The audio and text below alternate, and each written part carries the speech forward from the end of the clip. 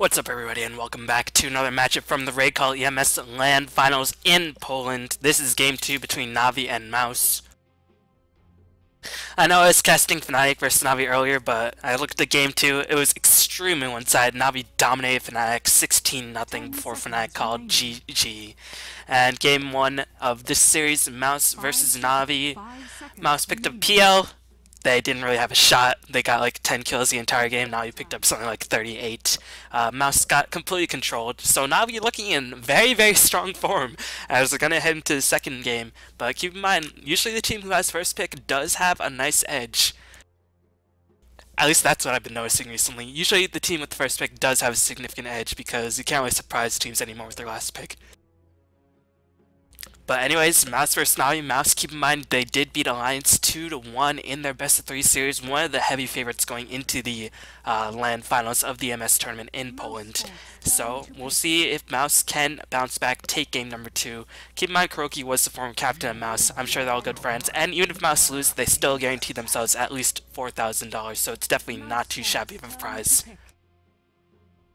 But right now, Mouz is going to first pick up Mag. Mag has been having a lot of success recently. RP is probably the best ultimate in the game. He has a lane control in the lane. With a shockwave, he can do a really solid job initiation. He buffs up his carries quite a bit. Usually with Magnus, you do want to get a melee carry, but Mouz banned the Lone Druid, respecting Navi's Lone Druid choice by Funnick, and Navi, appropriately enough, banned out Lifesteal, respecting Black's Lifestealer, so I wonder what potential carry Mouz could buff up. I think Gyrocopter could be a solid choice, even though you don't get the cleave, but Gyrocopter himself does have a natural cleave, and Navi going to respond with Keeper as well as Nyx. Two components of the trial and already sealed up. And there's the Gyrocopter pick by Mouz. Rubik is going to snatch it up as well, made to deny to KuroKy, because KuroKy's Rubik is probably the best in the Western scene at the moment. But I don't think Navi would have picked up Rubik anyways, because again, in my last cast you saw that I was talking quite a bit about Dendi and why I don't think he likes to play Nyx too much. And I don't think Nyx will be a mid hero this game. I could be wrong, I could be mistaken, but I think Nyx will be handled as support. I've never seen Nyx run mid as Navi. I've always seen KuroKy or Puppey play that Nyx. More often than not, it's usually KuroKy play the Nyx. But Navi right now, they do have two components to the Trident. We'll see if they want to seal up their Trident or try to get themselves a mid or an offlane hero. Right now, it would probably be better for them to snatch up their mid lane hero because, again, this is a very versatile carry patch, and you can pick up a lot of carries that can really suit well, and Navi is definitely a team that has a lot of versatility. Meanwhile, mid lanes, you know Mouz, if they go into the second ban phase, they're going to battle mid lanes that give Magnus a lot of trouble, like Queen of Pain, Puck, and other heroes like that, but now you're going to snatch up Juggernaut yet again. The Juggernaut Healing Ward has been instrumental in Navi's timing push strategies, and Juggernaut is just a really, really solid laning carry because it's so difficult to kill him. He has a magical immunity, and he does so much damage, and he can sustain himself in lane with the Healing Ward. When it comes down to mid-game to late-game, Juggernaut falls off a little bit in terms of DPS, but usually Navi does not like to plan for the late game too often. They try to win the game as soon as possible, and I think that's the direction they're going to go with right about now. Mouz gonna be at the PL. I'm not too sure what to think about this. Maybe they just don't want to face against PL. I mean, honestly, who can blame them? As Navi gonna be out supports, banning out the Jakiro, banning out the Nature's Prophet, so they're fearing the split push. Because again, with the Healing Ward online, you definitely want to always be grouped up as 5. And with the Healing Ward as well as the Chakra Magic by Keeper the Light, Navi will probably never have to go back to base once they start pushing in, and that'll be very scary for Mouz to deal with, and I'm really not too sure how Mouz will react to it. They're going to pick up a carry who can do a lot of AoE, and usually in that situation, Mouz likes to go for Alchemist for black, but I don't know, Alchemist in this game, he might be under a little bit too much pressure. But I guess we'll find out very shortly. Navi does have the potential to go very aggressive. They have a setup stun, and they have a whole lot of damage coming in from Keeper the Light as well as Juggernaut if they chose to go offensive. But yeah, I'm a bit surprised that Mouz is not betting on mid-solo heroes to protect the Magnus, so maybe they feel like whoever's playing Magnus, most likely Fada, does have a lot of experience in whatever matchup he decides to go with, and maybe they feel like the other heroes that they're betting out instead have a higher impact. Maybe they're thinking Dendi's going to pick the Nyx, and that's why they bet out the Chen, but again, I don't think Dendi will be playing that Nyx, as Mouz is going to finally bet out the Quap, making the Magnus' life just a bit easier. But Navi, knowing that Mouz does like to pick up the Alchemist, is going to bet out the Alchemist. Smart response by Navi.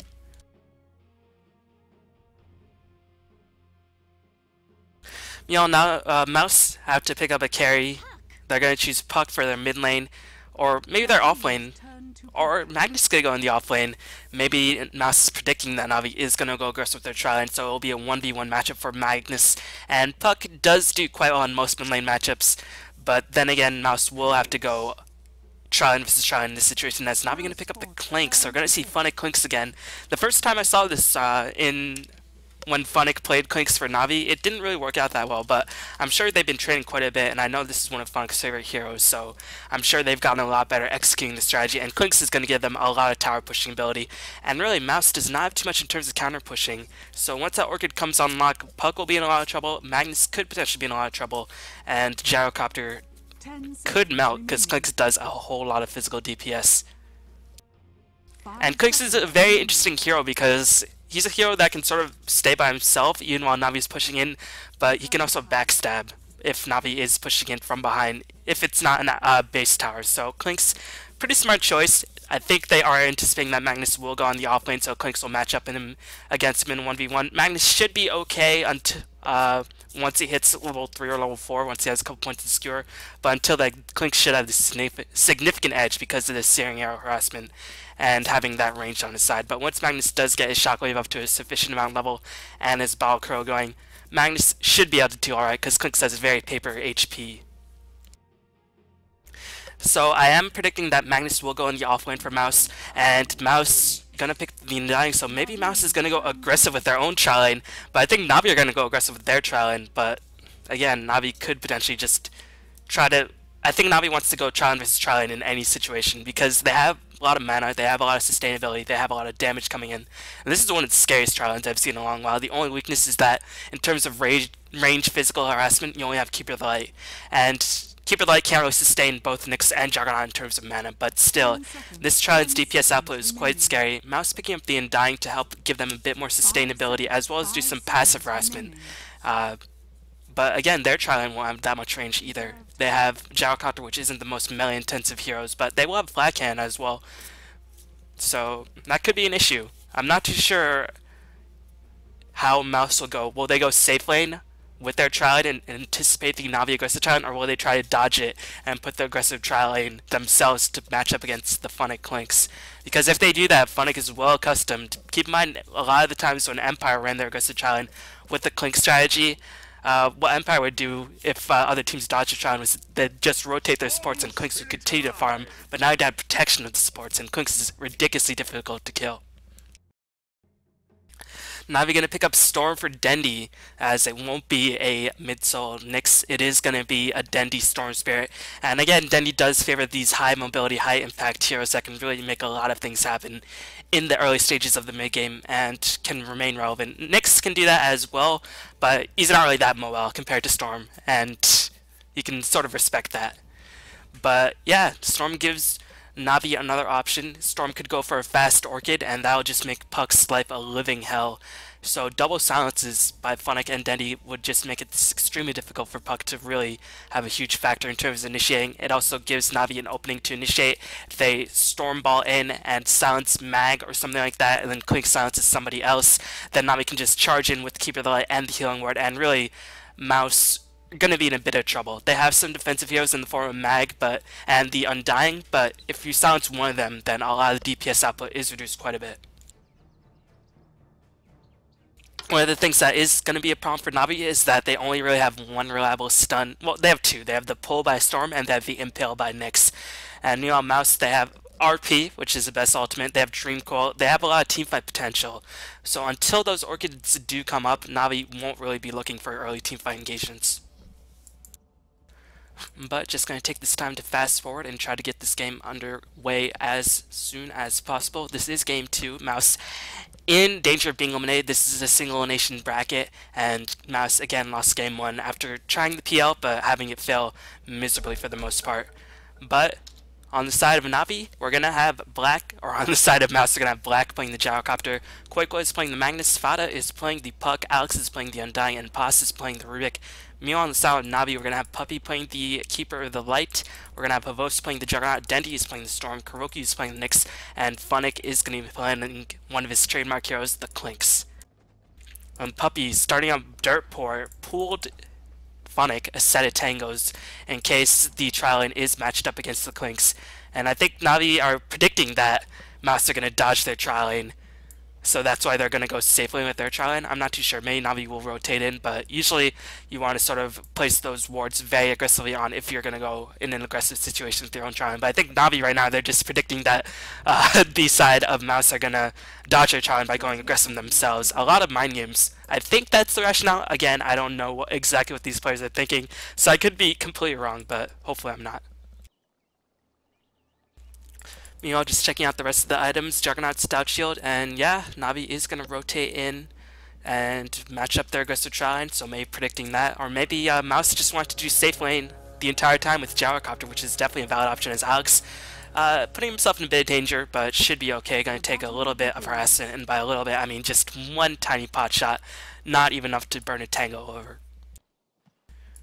And actually, Navi going to dual lane with the Nyx and the Clinks. So they are going to sacrifice some of their trial lane potential. Navi actually going to rotate their keeper. What I thought that Navi would do when I saw the Nyx as well as the Clinks on the off lane or on the safe lane is I thought Nyx would get a lot of pulls going because maybe they want Nyx to have a lot of ganking impact. But now they're going to rotate Keeper Light as well, so they really want to make Magnus's life a living hell, and they're going to succeed in doing that. And Magnus is one of those heroes who wants experience and items. He wants the Arcane Boots and he wants the Dagger. And if you can shut down the Magnus, you reduce so much of Mouse's teamfight potential. But this is going to put a lot of pressure on Dendi because Puck will give Mouse a lot of teamfight potential themselves. And so far Dendi is playing quite admirably, has 4 CS, is controlling the lane very well. You can see he was pulled as well. He was pulled a null, or he got a null and a set of tangles, but was pulled either a tangle or a salve. So he will have the significant last hit advantage. Meanwhile Puck, not as lucky, was not pulled a null or anything like that. And Dendi is going to have a very, very fast bottle at this rate. And that's why you saw the supports on the side Navi having next to no items. But Mouse, I think they're very content with this. They are used to playing these sort of defensive lineups while Black gets farmed. But the question is, how can you engage against Navi when you have something that really can't provide the lockdown like an Undying? You have the telekinesis, but after that, where is the slow going to come in? It's not going to come from Mag. He's not going to get levels. It's not going to come in from the Puck until you hit that level 6. So right now, what the supports from Mouse are going to do, they're just going to stack and pull and stack and pull. I really doubt that they're going to roam, as I think right now they're just going to camp the bottom rune, make sure that they get the rune, and actually Vost is pretty much being left for the Wolves. This is something that LGD did, or was it LG Hint that did the offlane Juggernaut, or was it Navi themselves who did the offlane Juggernaut and just said, alright, screw it, Juggernaut, you know what, you're going to get experience later on anyways. But yeah, interesting plays by Navi. Gonna sacrifice Havost completely. Havost might be able to kill these small neutrals with the Blade Fury, but I guess he doesn't really feel like risking it at this point.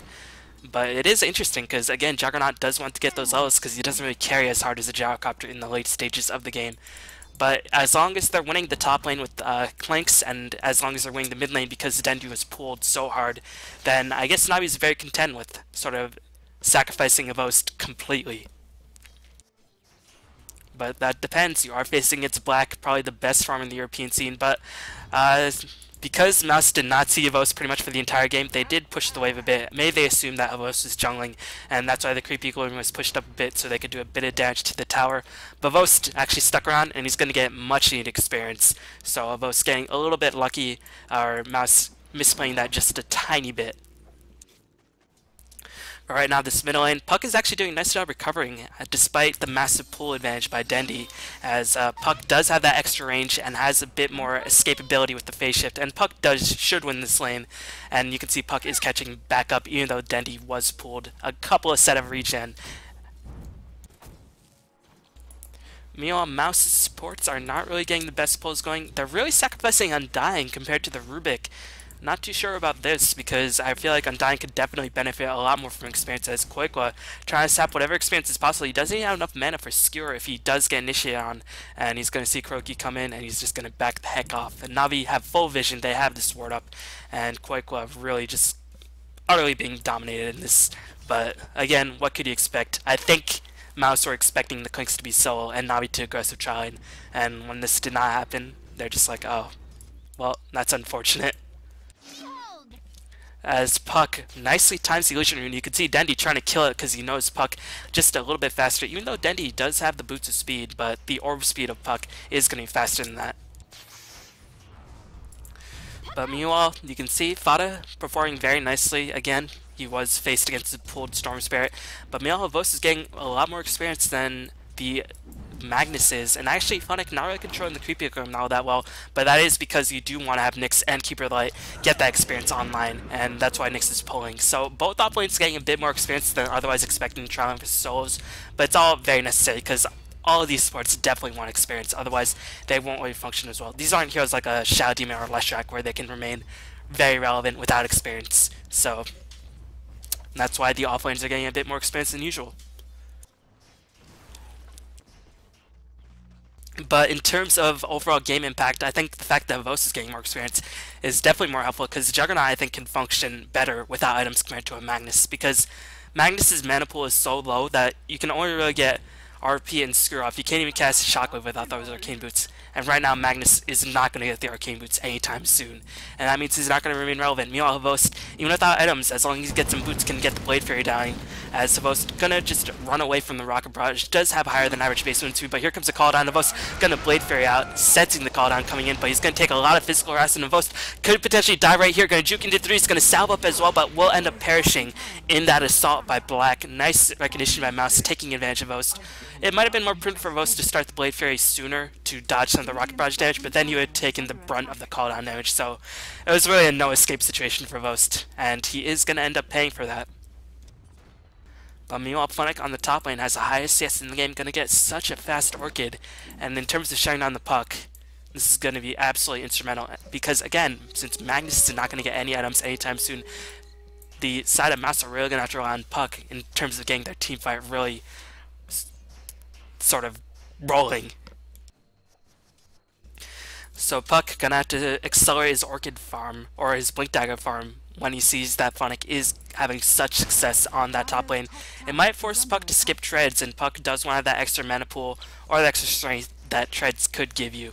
And keep in mind, Puck does respectable right-click damage because he's so survivable, so you will end up getting some right-click damage regardless. So Puck might have to skip the Treads to go for a faster Dagger in anticipation of this extremely fast Orchid by Funnick. Meanwhile, Dendi getting pushed back a little bit, but Storm, all he needs is experience, and you can see he's going to pick up his Treads very, very soon. Going to probably go for an Orchid himself, if not Bloodstone, but usually you don't pick up the Treads when you go for the Bloodstone. I think this Roben Magi is for some Treads. Because again, for Bloodstone, you just disassemble Arcane Boots for the extra energy booster for the Bloodstone, as Pot's going to roam in, but this is going to be utterly fruitless because Dendi's already level 6, and I think Pot's just going to usher away Dendi for the most part, try to prevent some of his CS, maybe be in there for some denies. But now he's going to take this opportunity to push. You can see Vos actually rotated to the top lane, and the Healing Ward just going to keep the creep wave alive and keep the heroes alive, as well as Quakwa being pressured relentlessly. And this is just a terrible situation for a Mag player to be in, because when you're relying on that team fight to counter the early game push, you are going to need that Mag, and he's not getting anything done because he can't get anything done. You know, Puppy rotates to the bottom lane, teleports in, and this is the problem with dealing with Keeper of the Light. You can't really push against him. He can just rotate in, cast Illuminate. It's not like Mouse really have good pushers. They have really bad pushers, so they really can't push once Keeper of the Light does rotate in. But Navi, they successfully picked off the first tower of the game. Puppy trying to get in contention for the rune, but Havost will guard it on the top lane for Dendi. You know, Puck, we'll see if he finishes up the Magic Wand or picks up the Treads or just saves up for that fast Dagger. Because after that tower kill, Funnick, you can see already has one Oblivion Staff finished. Going to be working well on his way towards the second one. And once he picks up that, then it's only 750 gold or so, or 775 gold. And then the Orchid will be complete, and his Reign of Terror can just destroy the Mouse's lineup. Meanwhile, Dendi dives in, will isolate Alex, will successfully kill off Alex.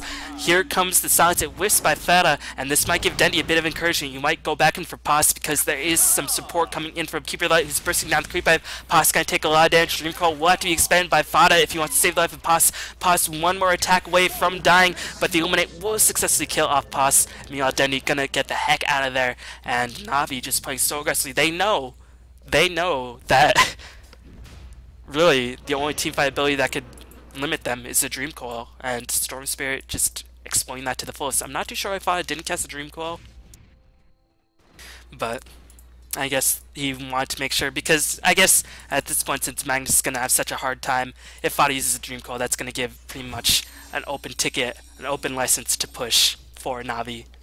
And if Navi had a spy movie lineup, their motto would be license to push.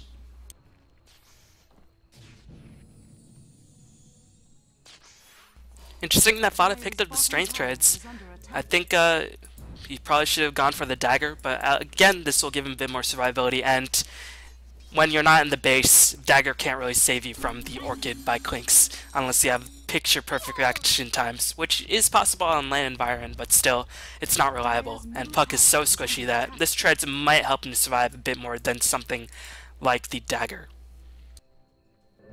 So there are arguments that can be made for both ways. I think in this situation, getting the dagger going, trying to alleviate some of the Navi pressure would have been a better idea, but or then again, I'm not in the game. I don't really know what the players are saying to each other, and Fada could definitely say, alright, I need this survivability, I need the extra mana pool, and Fada actually can initiate as Puppy's going to do some de-warding, might isolate Puppy, going to initiate on Puppy. Dendi's so hard to kill, but the silence is in place, and now the stuns are going in onto Dendi. Dendi's going to roll out of there, and Dreamcall, again, since Storm Spirit is invulnerable while balling away, not going to do any extra break damage. Alex is going to take a mana burn, and that is going to be super unfortunate for Mouz. They have all 5 heroes on the bottom lane. They expended one of their big ultimates in the form of the Dream Coil, and now it might be time for Navi to take the engage. You can see a teleport already, and the other one's going to be used to fuel Dendi up to full HP, and again, the sustainability of the slime is absolutely immense. Black gonna get initiated on Impale, and Vendetta gonna go in. Here comes Koikwa with the RP, does manage to get off, but the Healing Ward not being touched whatsoever. Dendi gonna roll right back in, picks off Pos, and now gonna go in, trying to finish off Fada. Fada is gonna escape because Dendi's out of mana, but still a really strong engagement. There was an RP, but again, the damage was just not there for the side of Mouz after Black died. So good focus firing by Navi, recognizing the most important target in the team fight after Tombstone and the Dream Coil were used, and that is Black, because he's the hero who will deal the majority of the damage without either of those abilities being online. So good focus firing. Mouz, unfortunate situation for them.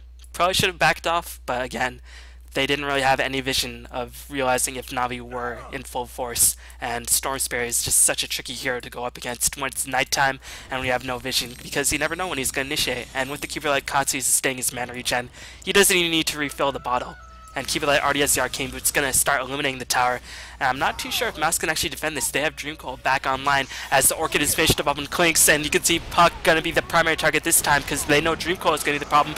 Called on doing a lot of damage, but then going to sit back in, trying to pick off Black. Magnus does successfully kill off the Clinks as Clinks went in a little bit too hard. Maybe his Death Pact buff did wear off. Dendi trying to escape as it's going to be a 2-for-1 engagement thus far.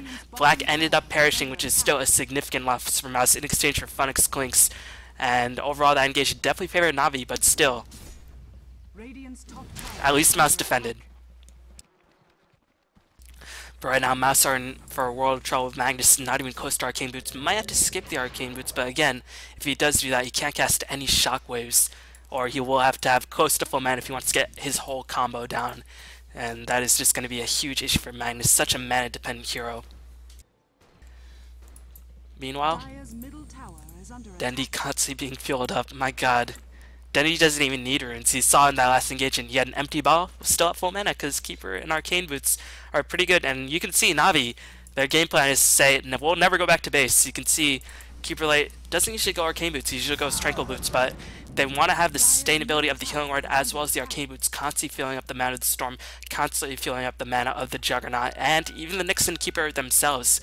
So that's why they went for double arcane boots on both the Nyx and the Keeper, as there was an initiation attempt on Puck. Puck gonna escape Dendi, gonna take a lot of damage, gonna take an RP. Where's the damage gonna come from? Dendi will end up perishing to the Dream Coil and the Shockwave. Nicely done by Mouz, but they had to expend double ultimates for that kill. But again, without Dendi, without that sort of initiation, they really don't want to initiate against this Mouz lineup because there is still a call down to mess with. There is still going to be a Tombstone. So Mouz going to buy themselves a bit of time. But unfortunately, they are going to be grouped up, and that means Navi will be out experiencing them. And you can see Funnick ate a big creep, trying to look for a target to assassinate because the hero pools on, or the HP pools on the side of Mouz are still very low, and Funnick, his death pack buff might wear out. No, he's gonna go back in, looking for Pos. Pos running away, but the courier spotting him out. Funnick gonna go back in. No, Pos manages to escape to the safety of his tower. I think Funnick might just be barely in range of the tower vision, and that's why Pos is standing so far away, because he definitely didn't have vision of where Funnick actually was. But Funnick just gonna take his time, eat another creep, get himself more HP and more damage, and then the siege will commence for the tier 1 middle. Glyph actually being used very early on. They don't have the Dream Coil online just yet, as they will have it up in about 15 seconds. And Funnick, my eyes on him. Who's he going to silence? As Alex is going to pop the Flesh Golem, gets the Tombstone down as well. Juggernaut immediately does kill off the Undying, so the amplified damage is not in effect. But how can Navi kill the Tombstone? That is my big concern, as the Tombstone going to work. The Healing Ward is still online. Black does finally pick it off, as it's going to be a complete victory for Navi.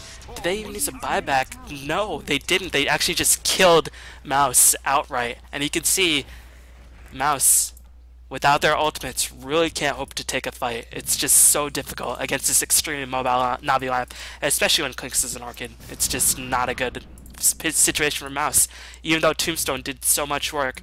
And keep in mind, Tombstone's only going to get weaker and weaker as the game goes on. Well, it'll get a bit stronger because it's not yet at level 4, but the HP pools on the side Navi will be immense as Magnus trying to roam in. He has RP online, trying to look for engagement. The tower is denied by Alex as Magnus does kill off Kuroki. Good engagement, but they ended up picking up Spartan, and that might give Funnick free reign to start going in. He's going to go for Koika, then he's going to zip immediately back in. Fado looking for the coil. Can he find the coil? Does manage to catch off the Clinks. Funnick going to be revealed. They don't have detection. The coil snaps, and it's so unfortunate for Mouz. He roamed just a bit outside the Centaur vision, and that means they won't have the Dream Coil up for the next engagement. They will still have the RP. Magnus was just barely able to escape, but still a tier 1 for a Nyx is something that Navi will take any day that we get this stage in the game, considering their lineup.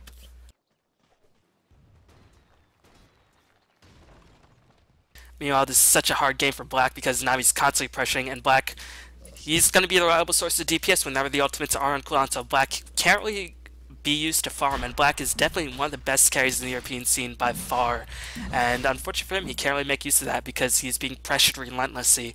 Went for a very stats heavy build, trying to get his HP going because of the Orchid Clanks giving that extra burst damage, because of the Nyx, because of the Keeper Light Blast, because of the Juggernaut Omni Slash doing immense amounts of DPS. Gonna pick up drums as well as strength treads rather than a chasing oriented build like phase boots. And Black might even be forced to go for straight up BKB just to help sustain himself, because Navi's lineup does so much damage, and Mouz's lineup not so much when their ultimates are down. You know, Navi successfully going to pick off Roshan. Mouz did not have vision of that area, as Kuroki just scouting out everybody all the while. Oh man, Pos and Kuroki dancing back and forth as they do manage to find Kuroki, but the Orchid Clinks just does so much damage. Koika gonna RP Dendi, but Dendi should have the Aegis. He is gonna lose the Aegis right now, but the Illuminate's gonna fly and doing immense amounts of damage. Funnick very low in terms of HP. The Omni Slash gonna come in by Havost. I think he still has the Healing Ward. He does, and Mouz getting decimated. They do successfully pick off Funnick as Fada trying to escape. Kuroki buys back. Or I don't think he even died. He didn't even die, as Fada says son. Fada, obviously, this is a LAN environment, and keep in mind Kuroki was the former Captain Mouz, so they're definitely good friends, as no, Kuroki didn't buy back. They just couldn't kill the Nyx, and it's just looking so grim for Mouz. This lineup by Navi is so scary against Mouz's lineup, because again, where's the damage going to come from? And Navi, again, never has to go back to base.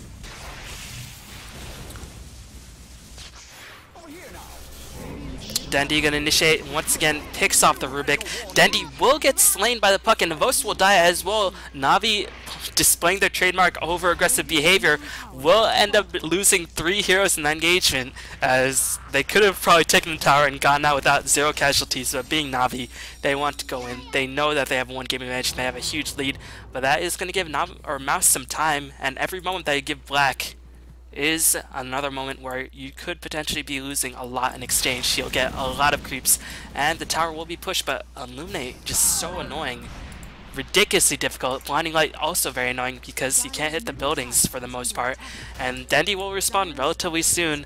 Actually, Dendi gonna go for a straight up hex, and Black is just like, well, shit guys. We can't push against Coddle. We have no way to sustain ourselves. And now he's all gonna respond very, very soon. And actually, Keeper of the Light gonna recall Havost into the battle. The experience graph is tremendously in favor of Navi. Goal graph tremendously in favor of Navi. Mouz is yet to kill a tower, and Navi have taken all but 2 outer towers. Meanwhile, a bit unfortunate for Funnick, he's being isolated quite a bit because once Death Pact is down, Funnick didn't go for a very strength heavy build, but he's working towards that Crystallis rather than something like a BKB. Wants to do as much damage as possible, get the most bang for his buck, and I guess he's really relying on Dendi as well as Savos to pump out the DPS, and relies on the healing ward to really sustain himself in these engagements. On the side of Mouz, Puck is getting close to the dagger. Magnus, only Arcane Boot's going to be very far away from the dagger. Puff's just smoking a seat, really not having a good time. Urn of Shadows up on the Undying. He's not having a good time either. Gyrocopter is going to go for the BKD, and once Gyrocopter gets a BKD, there is nothing on side Navi that goes through that other than the Omni Slash, so that could be an issue for Navi. So that might be a concern. Navi might want to end the game very soon, but it will be difficult breaking into the base without the Aegis, even though they do have a lot of forms of initiation, as Puppy gonna get initiated on by Puck. The lift is going down as well, but Puppy with the fish mechanism will buy enough time to survive. Kuroki gonna be able to get the Impale. Gyrocopter does successfully kill off Puppy with the call, and Urn is gonna fill up Fada's HP as if Mouz managed to get 1 for nothing. It will be a fruitful victory for them, but no, Clinks in the background will successfully kill out the Magnus, but he's going to trade his life in exchange, but this is going to buy Dendi some time. He's going to probably zip right back in. Poss will get initiated on. Poss will die. Omni Slash bouncing all over the place, bouncing onto the puck. Blade Fury going to go down as well, but Vost will not be stopped. Vost spinning his way to victory. Will successfully kill out the puck. Dendi going to zip in, finishes off on dying, and Black is the only survivor. And Navi's just saying, tell your friends what you saw right here today, Gyrocopter. You're next.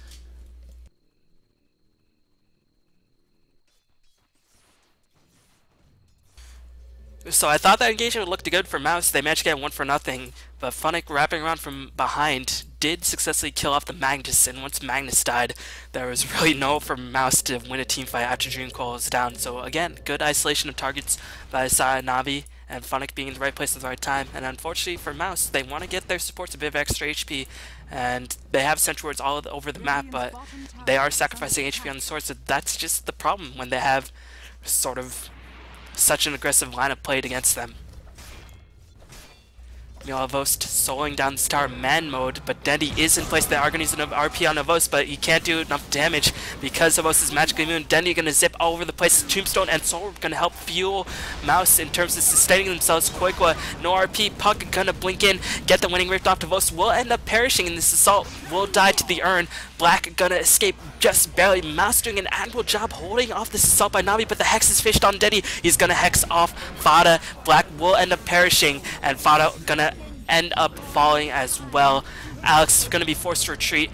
Pasta does successfully kill the Storm Spirit, as Mouz doing such a remarkable job defending, and Navi going to actually be forced to buy back. This could be the start of something for Mouz, but still, the fact that they have no towers is definitely not too good. Actually, Fada is going to buy back using a lot of his Blink Dagger money in exchange, so a bit unfortunate for Mouz in the end. They definitely did lose the engagement. As Storm Spirit bought back, he wants blood. He's going to go in for Alex, as Meow Kuroki knows where Fada is. The hex is going down. Fada going to lose his buyback. Such a terrible situation. That means Puck is going to deck for the next 45 seconds. This could give Navi the push that they need to help end the game, or at least break the base.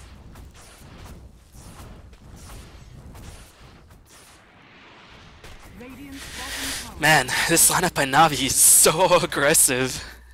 And man, it just really good drafting and really good execution. And I think Mouz are playing bad. They just got unlucky. Mag can't really do anything with the lane he was set up in. It's a beautiful two-man impale. What a play by Kuroki. Stunned the Magnus, got the Rubik as well. Call-down's going to help destroy the push for a bit, but again, they can't really kill off the healing ward, as Black going to go in, will pick off the healing ward successfully, but Omni Slash is back up. Has it really been so soon? Kuroki blinks back in. Kuroki putting in so much work. Koikwa gonna get the screw going, but he doesn't have the RP. Mechanism is going to be popped. Tavos going to try to get the heck out of there. Puck does respond, gets Dream Coil only on one, as Gyrocopter is going to buy back Dendi, scurrying away, balling out of control. Should be able to make it out alive. Mouz really can't hope to catch Dendi. As no, the missile is going to chase them. And Mouz just wanted to make sure they won't be bothered by Dendi. Dendi gets stunned. RP going to be expended as well. Dendi! He had close to full mana. Don't know why he didn't ball away further. He thought with the LAN reactions he could ball the missile precisely, but the missile, once it starts getting going, it does speed up faster and faster, so it is a bit trickier to time. So Mouz staying in the game. They are putting up an admirable job.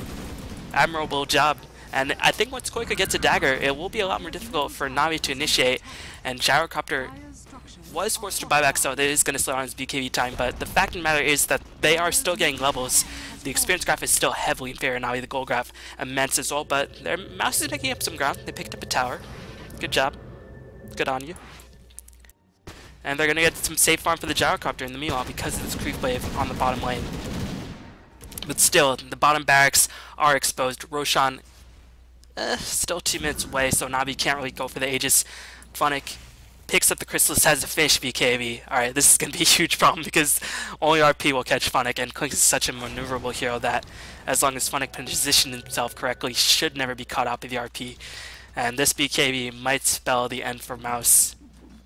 If Black doesn't have BKB, Funnick looking for a target. All he needs is one crit, but gonna think better of it as Dendi again has the Hex. Gonna go for a BKB himself. He's gonna be quite far away, I think. I'm just going to check out the courier really quick. That is the BKB for the Clinks.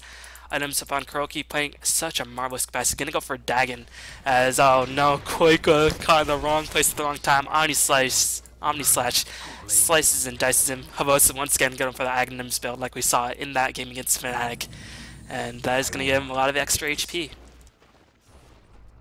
And Mag was so close to the dagger, he smelled it, he wanted that dagger so desperately so he could initiate from a safe, or could stay in a safe way so he can initiate. But that is going to be denied to him entirely. Poor guy. You know, Puppy, Mech, I think he's going to go for a pipe eventually, and the rotation because Funnick was pushing the bottom lane. The Glyph already forced without Navi being in there. So Mouz gonna be playing disadvantageous situation, but the creep wave still being pushed on the bottom lane, and actually this creep wave will continue to push because these triple range creeps gonna overpower the creep wave. And Navi, they have a lot of sustainability, but they don't have the DPS to break through the backdoor regen. And that is gonna give Koika some time. He's smoked up because he knows he can't really afford to farm a dagger, otherwise he will get isolated by Funnick. As Funnick gonna run past his own ward. Doesn't get caught out by the Stench ward, as I think Koika just really wants to stagger. He's trying to get the safe farm, and Navi gonna back off the Roshan timing, and Mouz knows they can't contest this. They can't contest the healing ward Juggernaut and Illuminate without a dagger on Magnus. It's just not possible. So Navi gonna take the Roshan. This will give... Koiko is still very scared because Mouz don't have any detection, so they don't actually know where Navi is on the map. So that's unfortunate for them. They can't get that dagger going for the Magnus. They should probably realize what Navi's doing, but again, the fact of the matter remains is that Navi has mobile heroes and they had no vision of them. So, man, this lineup by Navi is just so scary. The pressure that it applies is relentless. Black is almost level 16, does have that BKB fish, so now if he can stall the game long enough, can start going for some heavy DPS items. But Navi, will they let that happen? I don't know. I don't think they will. Kuroki finishes his Dagon. Havost getting close to his Agnus, but they're going to push without it regardless. He still has all the HP boosting items. Fada, 200 gold away from the dagger. He doesn't even have a dagger himself, so he's still in grave danger of being orchided by the Clinks. or being hexed by the storm. S5 does force a teleport, but Keeper of the Light says lol, as good juking by Fada. But Keeper of the Light says lol, recall, and here's the initiation. Funnick pops the BKB, call down doing nothing. Alex gonna get bursted down. Magnus forced to back, didn't even get the RP going. Meanwhile, ball ending stolen by the Rubik. They're gonna try to focus on Dendy, but Dendy once again has Agency Mortal. He is gonna be so difficult to bring down. Does get a nice RP quick, but the damage, there is no damage. And this is gonna spell the end for Mouz. Clinks just eats buildings alive. GG, well played. And ladies and gentlemen, I think we're starting to see Navi return to form. All they needed was a 2-week break and some heavy-duty boot camping. And a LAN. As GG, well played, called both teams. Mouz, probably not too disappointed. They were the heavy underdogs being an alliance. And they're still a very young team, but I'm sure they definitely want to do better. But unfortunately, Navi just overpowered them. And in the end, the better team does move on. As everybody's going to disconnect. So now you're going to move on to the Grand Finals. Going to face up Rock's Kiss, who made to the Grand Finals earlier. And hopefully you enjoyed that cast, as it's nice to see Navi return to form, because they are one of the West's best hopes in terms of getting a top spot in TI3. As the game... Well, Mouz hasn't fully disconnected yet, and Navi, I think what they're doing is just going for like hugs and handshakes and stuff like that. But yep, I should be able to bring you a couple games to the Grand Finals. I know they're starting to be a bit dated, but thanks for sticking with me, everybody. I really appreciate it. Keep spreading the word that I'm doing daily casts. I'll be bringing you some different content very soon, some coaching sessions that I've done with some players. So hopefully you enjoy that, and thanks for watching, and I should see you all very, very soon in just 24 hours. So thanks for watching, everybody, and I'll see you next time. Peace.